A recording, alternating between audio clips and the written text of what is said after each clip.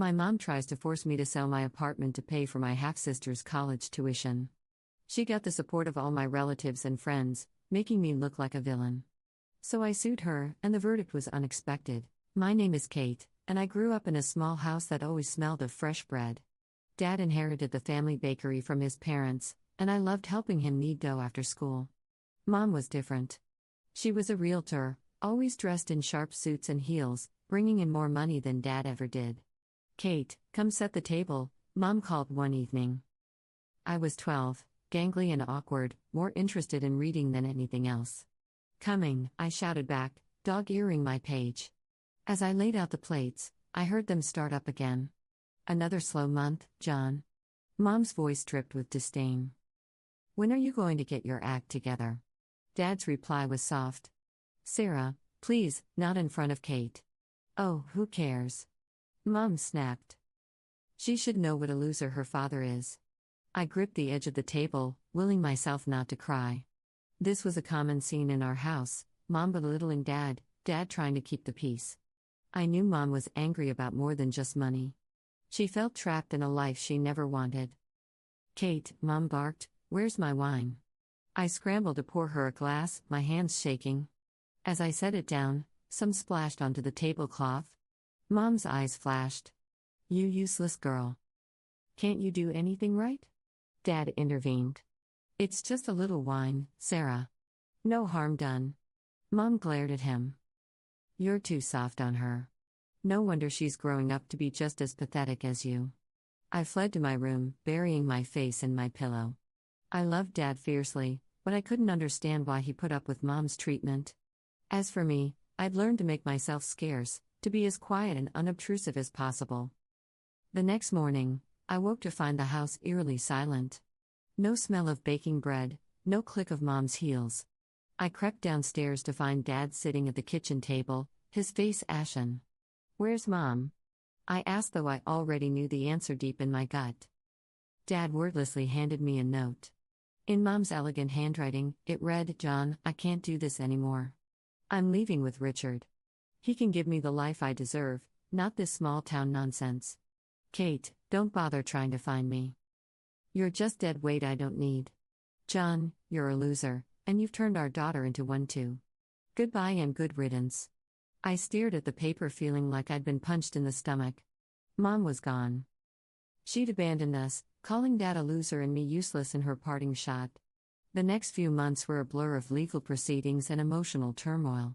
Dad filed for divorce and petitioned to have Mom's parental rights terminated. I remember sitting in the cold courthouse, my sweaty hand clutching Dad's as we waited for Mom to show up. She never did. I zoned out as the adults talked, catching snippets like abandonment and unfit parent.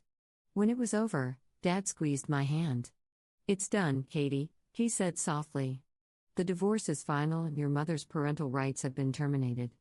It's just you and me now." I nodded, feeling a mix of relief and sadness. Life got harder after that.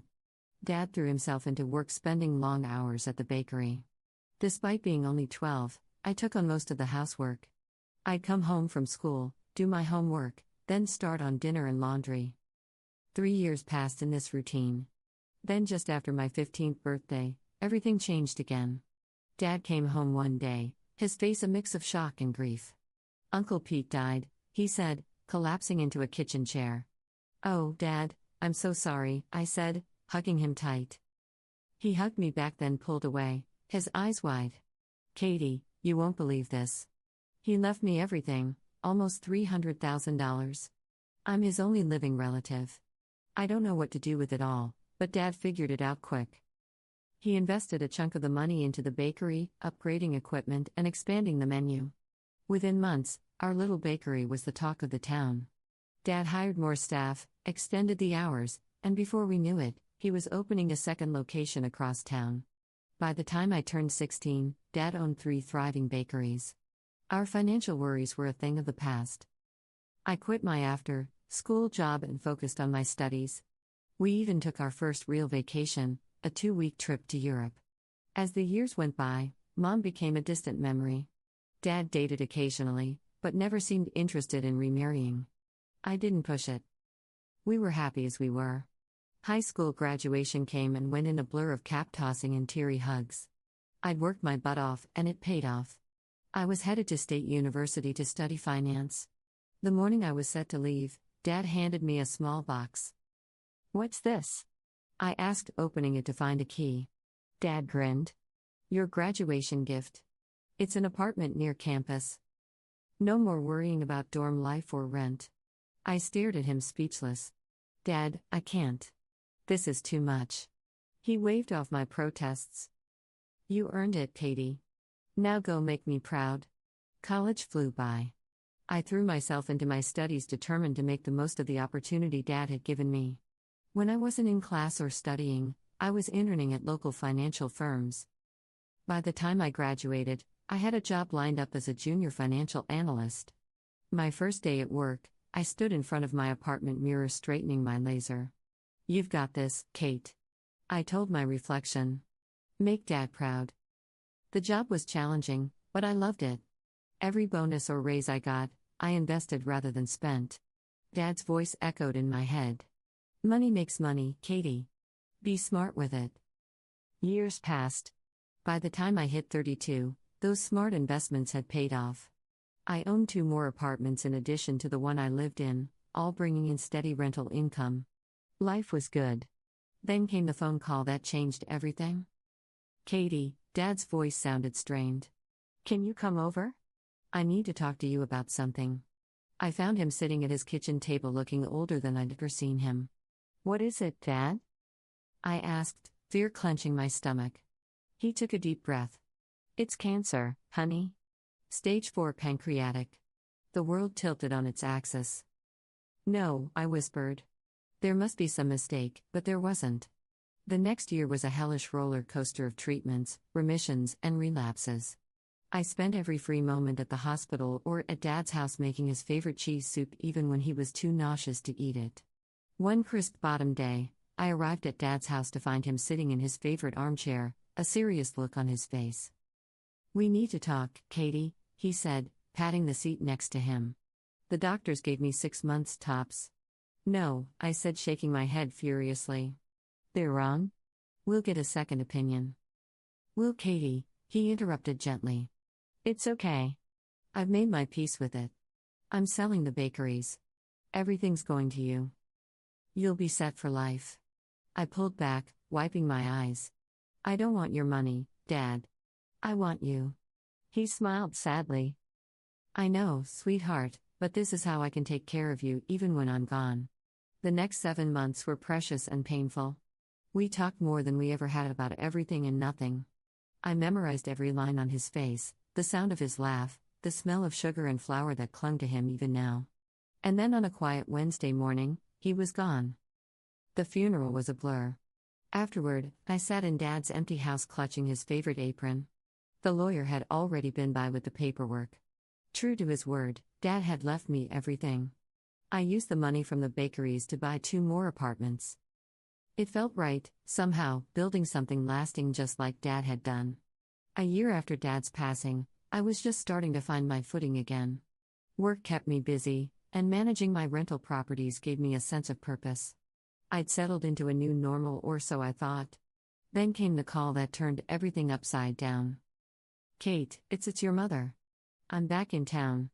I'd like to see you if you're willing." My mind raced. Part of me wanted to hang up to protect myself from the woman who'd abandoned me, but another part, the part that still held on to the little girl I once was, couldn't help but be curious. "Okay." I heard myself say, "Let's meet at Rosie's Cafe tomorrow at noon." The next day, I arrived at the cafe early, my stomach in knots. As the clock struck 12, I saw her walk in. She looked older, of course, but still elegant, but she wasn't alone.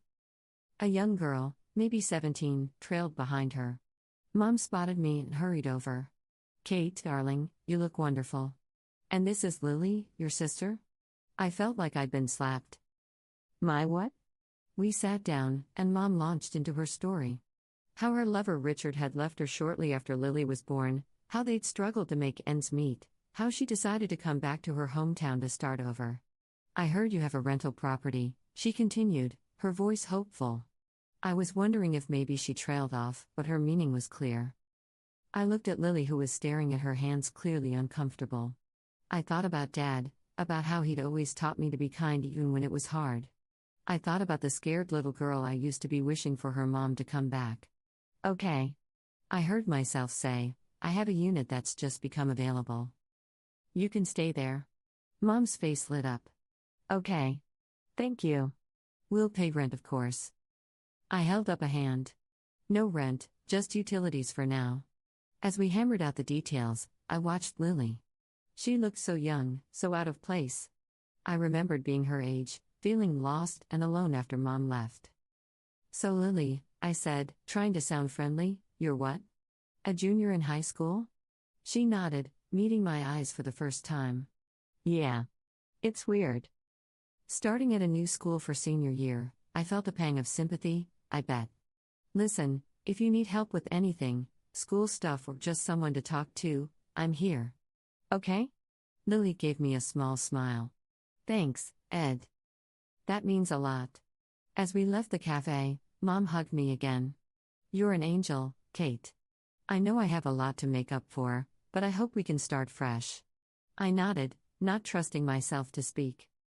That night, as I drifted off to sleep, I couldn't shake the feeling that my life was about to get a lot more complicated, but for better or worse, my mother was back in my life, and I had a sister. Only time would tell what that would mean for all of us. The months following Mom and Lily's return were strange. Mom quickly found work as a realtor, slipping back into her old life as if she'd never left. Lily enrolled in the local high school for her senior year. I kept my distance, unsure how to navigate this new family dynamic. Occasionally, Mom would call or stop by.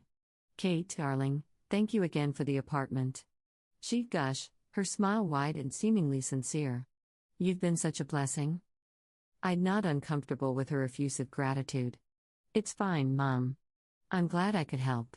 Lily and I developed a cautious friendship. I'd help her with math homework or listen to her college plans. It was nice in a way having a sister, but there was always a barrier, the weight of the years we'd missed. Then came Lily's graduation. I attended the ceremony, watching from the back as she accepted her diploma. Mom beamed with pride, and for a moment I allowed myself to imagine what life might have been like if she'd never left. The very next day, Mom showed up at my door unannounced. Her face was flushed, eyes blazing. We need to talk, she snapped, pushing past me into the living room. I followed, confused. What's going on? She whirled on me.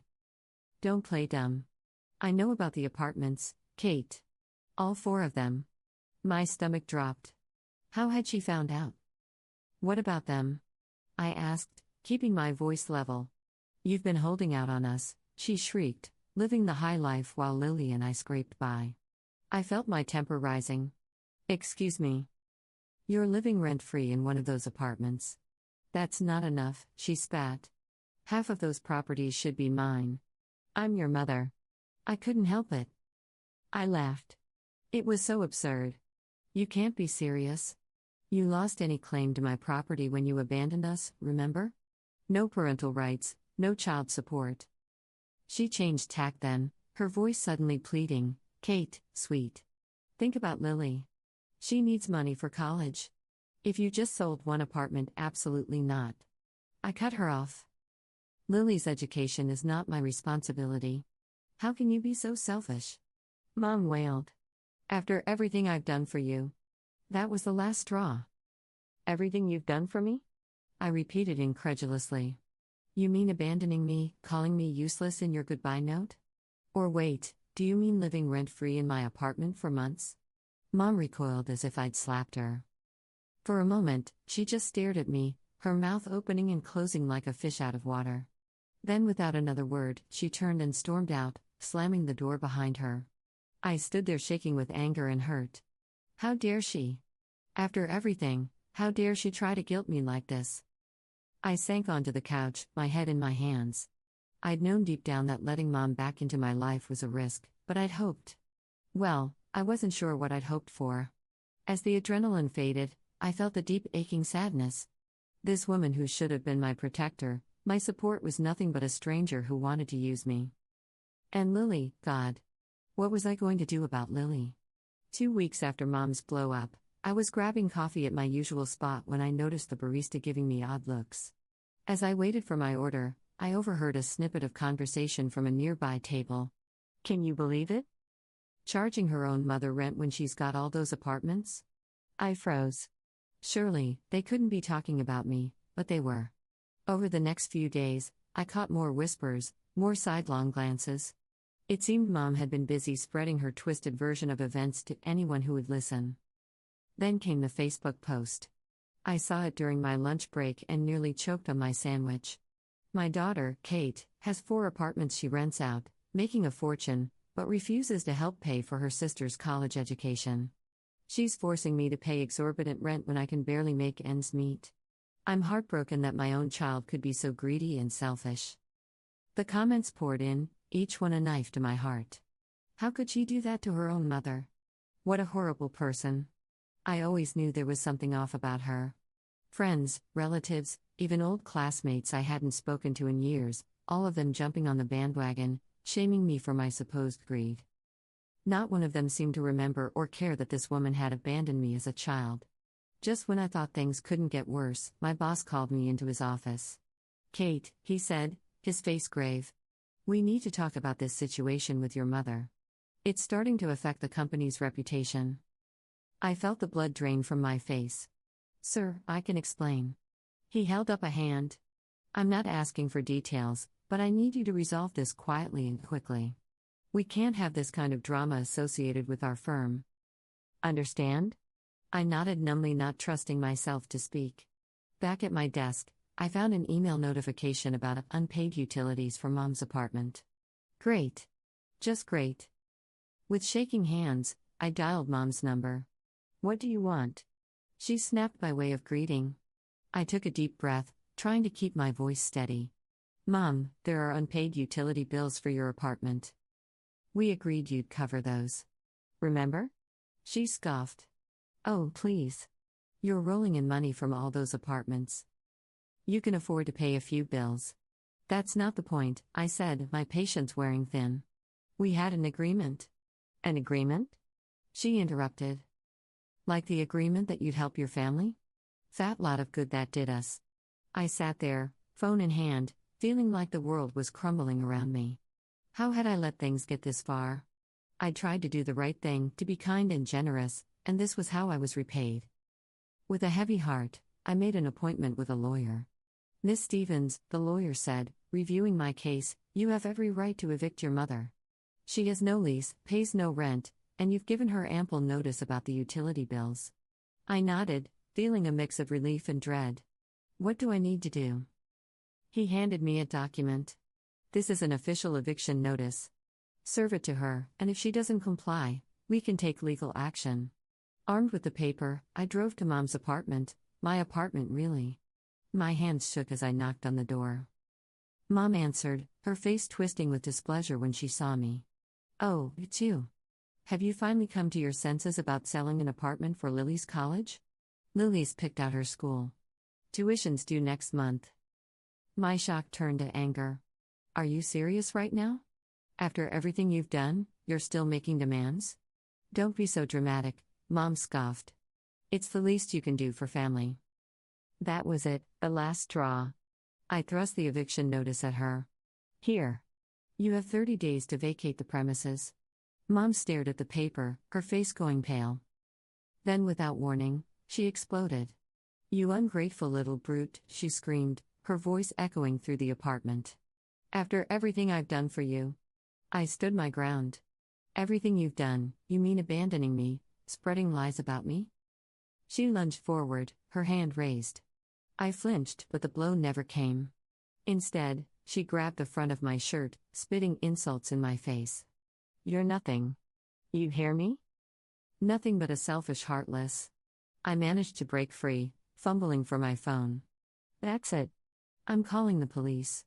Mom's eyes widened, but she didn't back down.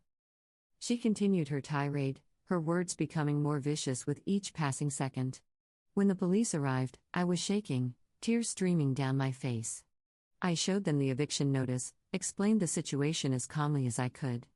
"Ma'am," one officer said to Mom, "I suggest you calm down and discuss this civilly with your daughter. Mom sneered, civilly with her. She's trying to throw us out on the street. The other officer turned to me. Miss Stevens, legally, this is a civil matter. We can't forcibly remove her without a court order.